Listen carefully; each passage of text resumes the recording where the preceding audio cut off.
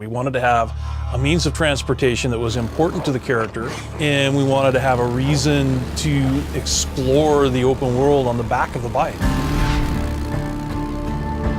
Because Deacon is a member of the Mongrels MC, which is an outlaw motorcycle club built around motorcycles, the bike is symbolic as well as a physical thing that he uses to survive. And that's one of the reasons why we really wanted to explore this type of a character in a post-apocalyptic setting, is because his connection to his bike is deeper, I think, than any other type of vehicle that you could have if you were just an average Joe living in this world.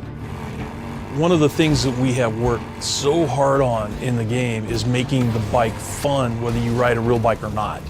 So with just an hour riding around on this bike, you can start feeling like you're a pro, even if you've never ridden a real bike. And that's one of the taglines for the game, is ride the broken road. In the story, the government comes in and blows up these bridges because they're trying to stop the horde.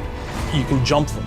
You know, you have to upgrade your bike, and you have to, you know, upgrade your skills in order to be able to jump some of the bigger jumps in the game and reach areas that you maybe couldn't otherwise get to. If the player engages in side quests and does work for these encampments, he can earn enough trust and credits to buy better, faster engines and nitrous, so he can help boost out of those situations to get out of trouble. But if the rain comes in, makes the trails all muddy, that's something the player really has to pay attention to, because, you know, then you wipe your bike out and it takes a bunch of damage, and then you're on foot for a while until you can find the scrap you need to repair it. And we wanted to make it, you know, sort of survival light, which means that we have, you know, fuel management for your bike. You really have to pay attention to it.